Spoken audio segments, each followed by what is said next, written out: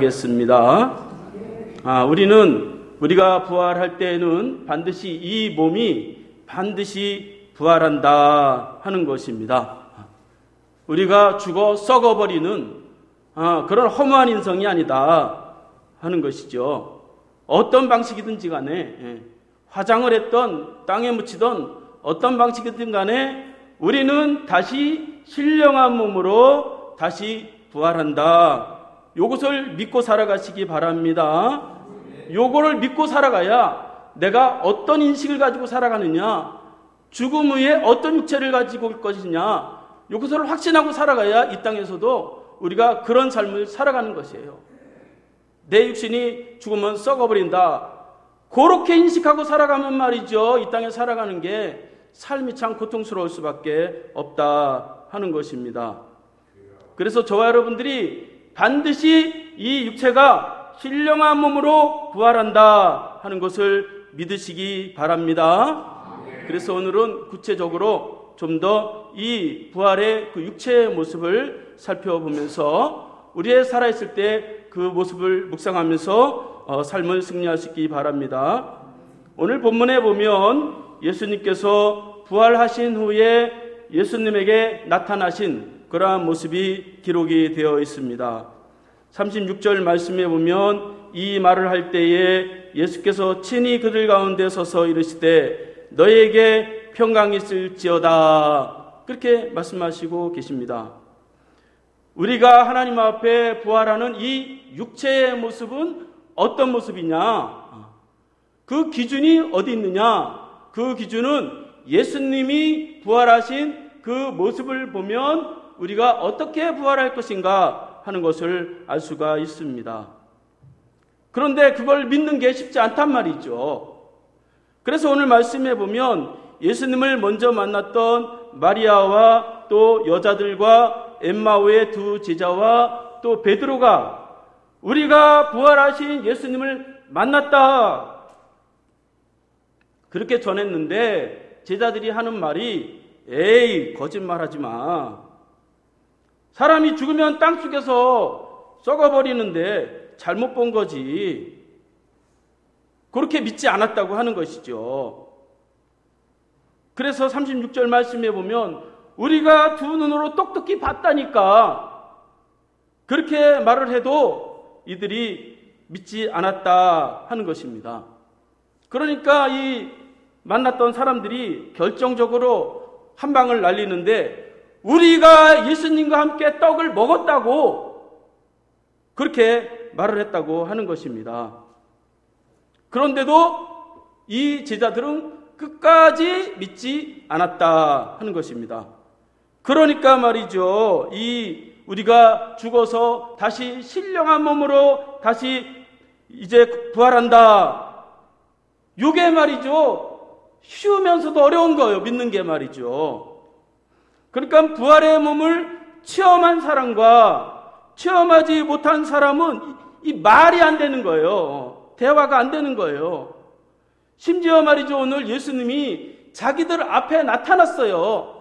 나타나서 너희에게 평강이 있을지어다, 그렇게 말했는데도 불구하고 이들이 믿지 않았다고 하는 것이죠.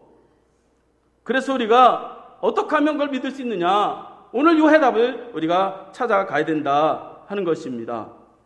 우리의 부활은 신령한 몸으로 태어나는데 어떤 몸으로 태어나느냐, 오늘은 두 가지로 정리해서 말씀을 드리겠습니다.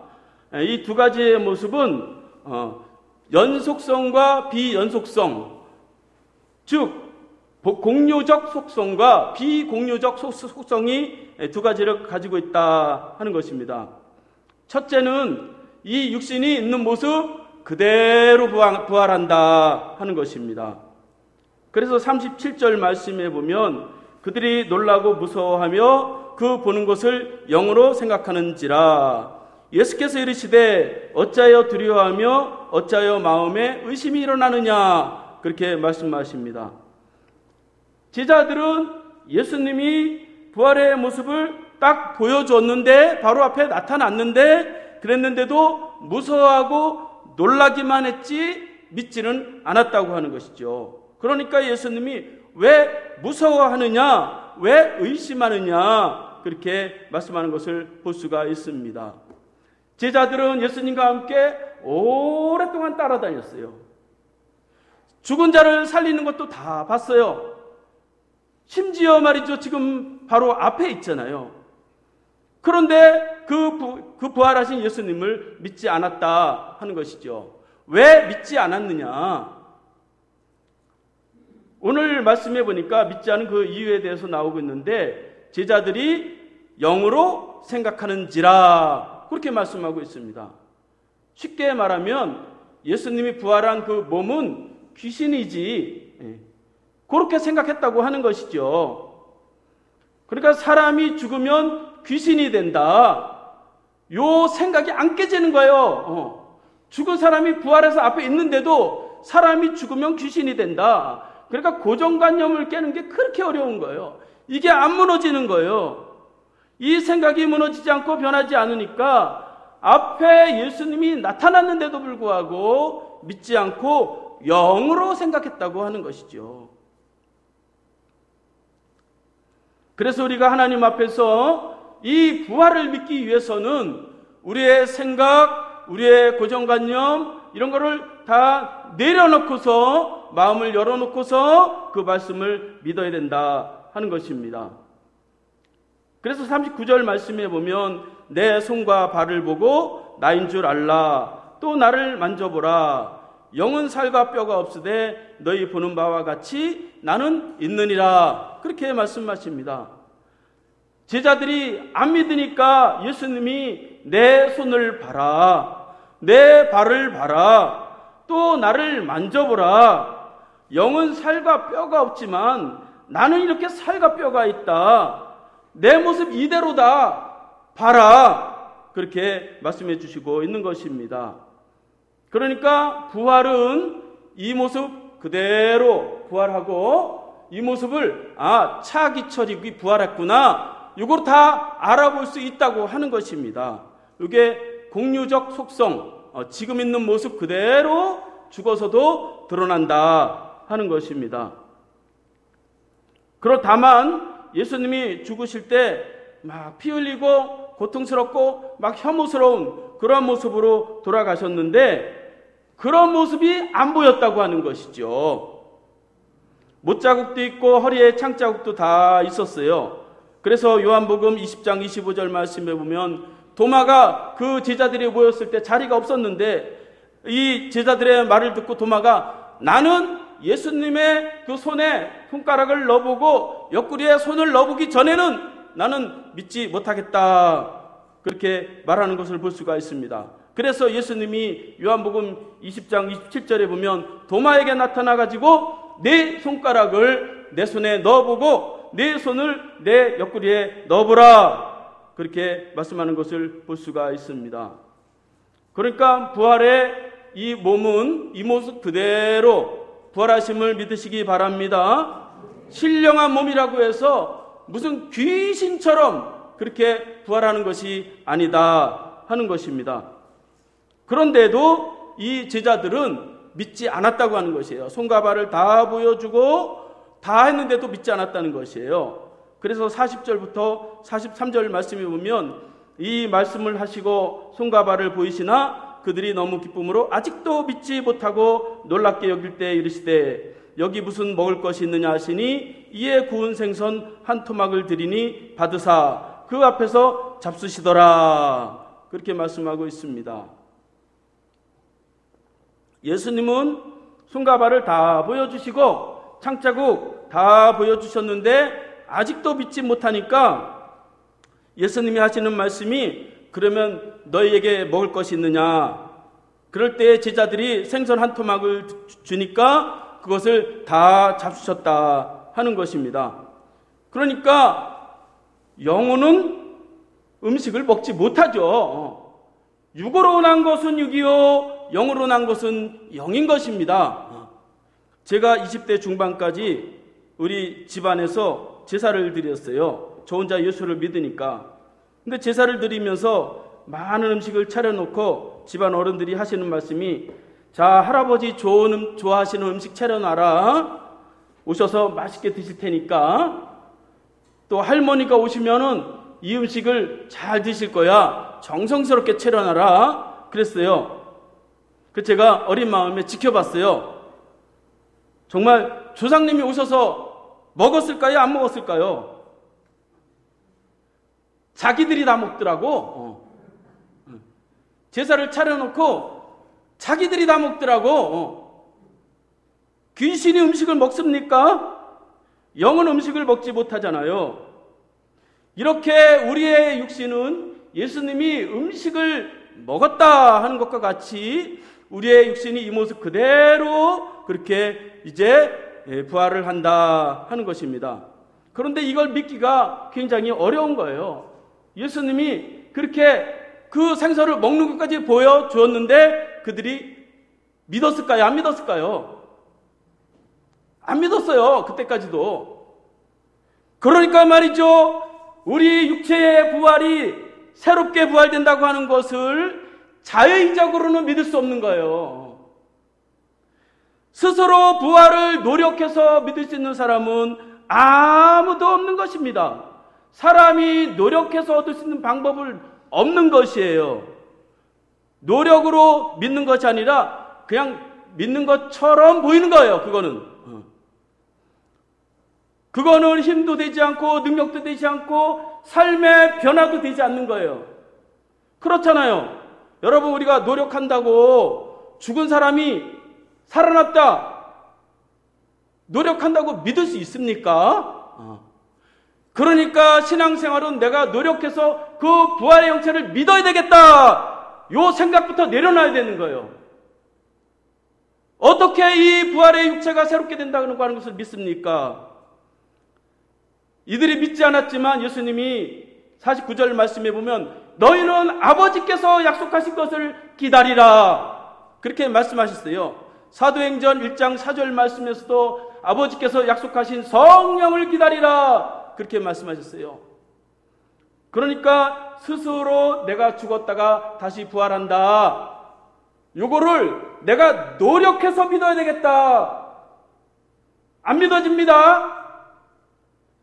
어떻게 믿어지느냐? 성령이 내 마음에 임재하시고 내 마음에 감동을 주시면 다 알게 돼 있어요. 성령이 깨닫게 하시면 내가 안 믿으려고 해도 믿어지게 돼 있어요. 그러니까 우리 속에 하나님의 영이 임하도록 그렇게 사모하는 마음이 더 중요하다 하는 것입니다. 그래서 제자들이 성령을 받은 후에 자기들이 순교를 하면서까지 예수님의 부활을 전하는 것을 볼 수가 있습니다.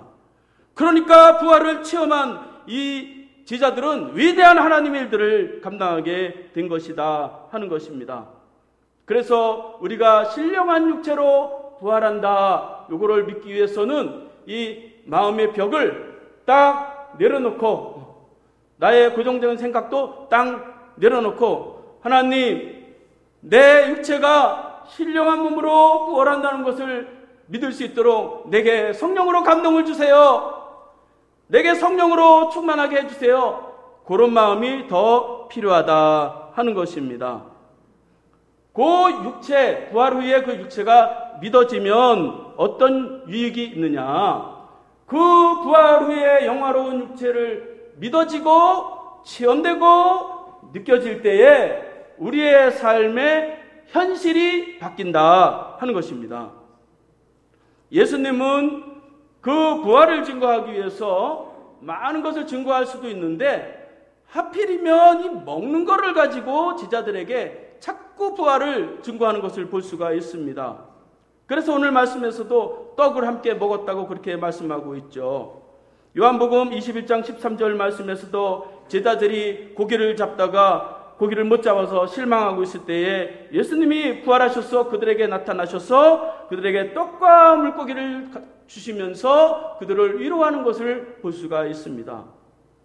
그러니까 이 부활의 육체를 알고 믿고 살아간다고 하는 것은 우리의 현재 생활에, 이 육신의 생활이 말이죠, 변한단 말이죠. 우리 육신의 생활의 풍요로움과 이 부요함이 그 부활의 영화로움을 깨닫게 될 때에 우리의 육신의 삶이 변하게 된다 하는 것입니다. 우리는 다 하나님의 나라에 가서 이 풍요로운 것을 다 육신으로 누릴 사람입니다. 요한계시록 22장 1절에서 5절 말씀해 보면 우리 부활의 몸이 천국에 들어가게 되는데 거기에는 생명수가 있고 생명나무가 있어서 마음껏 먹고 마실 수 있는 그러한 곳이라고 기록하고 있는 것을 볼 수가 있습니다. 여러분, 육신의 풍요를 얻고 싶습니까? 하나님 내게 물질 주세요. 돈 주세요. 하나님 내게 재물을 주세요. 그렇게 기도하기보다 장차 우리에게 하나님이 주실 영화로운 몸을 성령으로 느끼고 체험할 수 있기를 바랍니다. 자꾸 돈을 드리면 돈을 주고 빵을 드리면 빵을 주고 하나님과 이렇게 거래하는 식으로 우리가 하나님께 나아가기보다 하나님의 은혜, 성령의 임재를 기다리면서 우리가 하나님께 나아가면 하나님 우리를 놀랍게 변화시켜 주십니다. 빌립보서 3장 21절 말씀을 보니까 그는 만물을 자기에게 복종하게 하실 수 있는 자의 역사로 우리의 낮은 몸을 자기의 영광의 몸의 형체와 같이 변화시키시리라, 그렇게 말씀하고 있습니다. 보잘것없는 인간이 말이죠, 예수 그리스도의 부활의 그 신령한 육체를 본 사람은 그 낮은 몸을 예수님과 같이 영광의 몸으로 높여주신다고 그렇게 말씀하는 것을 볼 수가 있습니다. 그래서 성령을 통해서 이 육신이 다시 부활한다 하는 것을 믿고 느끼고 체험할 수 있도록 강구해서 저와 여러분들이 이 부활의 육체의 영화로움을 통해서 우리 육신의 삶도 영화롭고 넉넉함을 가지고 살아갈 수 있기를 바랍니다. 두 번째는 신령한 몸으로 새롭게 된다 하는 것입니다. 즉 비공유적 속성이 있다 하는 것이죠. 살았을 때는 알지 못했던 그러한 육체가 이제 죽음 이후에 부활한 그 육체에 있다 하는 것입니다. 예수님께서 부활하셨을 때에 막 피 흘린 그 혐오스러운 그러한 모습으로 이제 나타났다면 이 제자들이 다 도망갔을 거예요. 살았을 때도 도망갔는데 뭐 오죽하겠어요.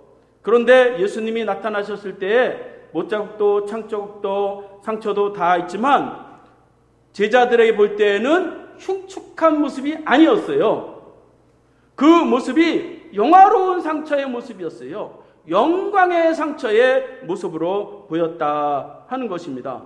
그러니까 이 부활된 육체는 이 모습 그대로 부활하지만 이 못자국은 있으나 고통은 없고 맞은 흔적은 있으나 그것이 도리어 영광으로 보이고 상처가 있으나 아픔으로 느껴지지 않는 그 부활의 몸을 갖게 된다 하는 것입니다. 이상한 거예요. 자꾸 보니까 말이죠, 예수님이 빛나는 거예요. 그렇게 흉측한 모습이었는데 부활의 육체는 전혀 신령한 몸으로 빛이 나는 것입니다. 처음부터 다 그런 건 아니었어요. 다 처음에 부활을 다 믿지를 않았어요. 그 단번에 부활을 믿은 사람은 성경에 아무도 없어요. 요한복음 20장 15절 말씀에 보면 예수님의 어머니도 예수님을 보고 동산지기인가 그랬다는 거예요. 어머니조차도 아들의 부활을 믿지 않았어요. 누가복음 24장 16절 말씀에 보면 엠마오로 내려가는 두 제자는 예수님이 바로 옆에 있었는데 눈이 어두워서 봤는데 믿지 않았다고 기록을 하고 있는 것을 볼 수가 있습니다. 왜 몰랐냐? 신령한 몸이었기 때문에 이 육신의 눈을 가지고는 분별을 할 수가 없었던 거예요. 그래서 누가복음 24장에 보면 눈이 밝아져 그들이 믿게 되었다, 그렇게 말씀하는 것을 볼 수가 있습니다. 그러니까 이 눈이 새로워져야 된다 하는 것이죠. 그 예수님의 부활의 육체는 그냥 이런 모습이 아니라 시공간을 초월하는 그러한 육체였습니다. 자유로운 그러한 육체였어요. 그러니까 세상 기준으로는 설명할 수 없는 그러한 신령한 육체였어요. 요한복음 20장 19절 말씀에 보면 제자들이 예수님 예수님의 제자이니까 이제 로마 군병들에게 잡혀갈까봐 문을 걸어 잠그고 딱 숨어 있었어요.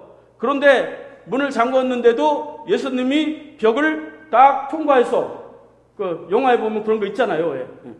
그렇게 딱 통과해가지고 그들을 위로하는 것을 볼 수가 있습니다. 너에게 평안이 있으라, 그렇게 말씀하는 것을 볼 수가 있어요.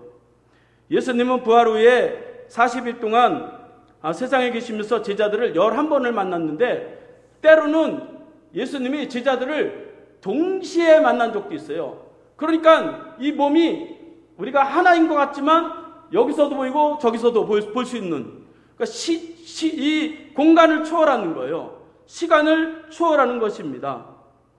그래서 또 듣지 못하는 것도 다 아는 거예요. 도마가 말이죠, 예수님의 부활의 모습을 이제 믿지 않으니까 나는 못 믿겠다 그랬는데 예수님이 그 자리에 없었어도 다 들을 수 있었어요.